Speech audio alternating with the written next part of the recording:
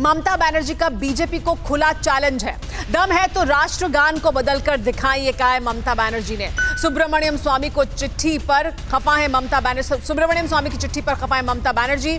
स्वामी ने राष्ट्रगान से शब्द बदलने की अपील की थी। राष्ट्रगान से छेड़छाड़ पर जनता देगी जवाब, ये कहना है ममता बनर्जी का। बंगाल में राष्ट्रपति शासन लगाने की भी चुनौती दे डाली है ममता बनर्जी ने। तो ममता बनर्जी दो चुनौतियां दे रही है, यानी राष्ट्रपति शासन लगा के देखिए आप, जनता जवाब देगी। इसके अलावा राष्ट्रगान में छेड़छाड़ को लेकर भी उन्होंने बड़ा हमला बोला है। इस पर सुब्रमण्यम स्वामी ने चिट्ठी लिखी थी, उसी पर नाराजगी जाहिर की है ममता बनर्जी ने। हमारे साथ मेहमान भी जुड़ गए हैं। हमारे साथ डॉक्टर सुकांता मजूमदार मौजूद हैं, जो बीजेपी के सांसद हैं। हमारे साथ इसके अलावा मनोजीत मंडल मौजूद हैं, राजनीतिक विश्लेषक हैं, टीएमसी का पक्ष भी रखते हैं। हमारे साथ प्रोफेसर गीता भट्ट मौजूद हैं, राजनीतिक विश्लेषक हैं। हमारे साथ अतुल अंजान मौजूद हैं, लेफ्ट पार्टी के वरिष्ठ नेता हैं। हमारे साथ प्रसेनजीत पक्षी मौजूद हैं, सीनियर जर्नलिस्ट हैं। हमारे साथ ये सभी खास मेहमान जुड़े हैं, इन्हीं से हम इस पर बात करेंगे। लेकिन ममता बनर्जी ने बड़ा हमला बोला है। सुकांता जी, ममता बनर्जी कह रही है कि राष्ट्रगान में बदलाव कर देखिए। सुब्रमण्यम स्वामी ने चिट्ठी लिखी है, आपके बीजेपी के वरिष्ठ नेता हैं, क्या इस तरह का विचार है सरकार का, बदलाव करे राष्ट्रगान में?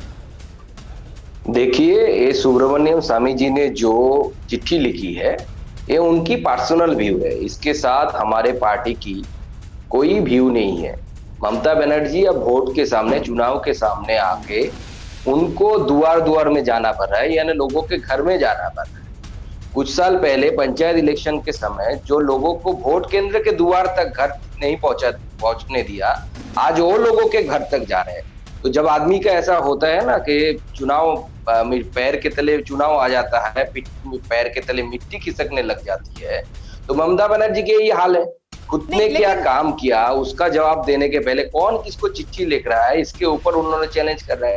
राष्ट्रगान भारतवर्ष का जो है वही रहेगा। हमारी पार्टी लेकिन क्या ममता बनर्जी को, लेकिन मनोजीत जी, क्या ममता बनर्जी को बैठे बिठाए एक बड़ा मुद्दा मिल गया, क्योंकि वो बाहरी भीतरी यानी पश्चिम बंगाल से ताल्लुक रखने वाले, पश्चिम बंगाल के बाहर के लोग, पश्चिम बंगाल की संस्कृति, इस मुद्दे को उठाती रही हैं, और अब ये मुद्दा सामने आया कि राष्ट्रगान बदलने की बात अगर सुब्रमण्यम स्वामी करते हैं तो ये तो ममता बनर्जी को मुफीद है मुद्दा, अगर ये सामने आता है तो? देखिए, हाँ, लगातार हम देख रहा है कई सालों से कि बीजेपी और मुंह बोली बात करती है। जैसे लेके आप नेताजी सुभाष जी को लेके आप मान लीजिए, कब से कह रहे कि हम सब फाइल खोलेंगे, साथ जानेंगे। ममता दी ने सब फाइल खोल दी, आज तक बीजेपी कुछ नहीं किया।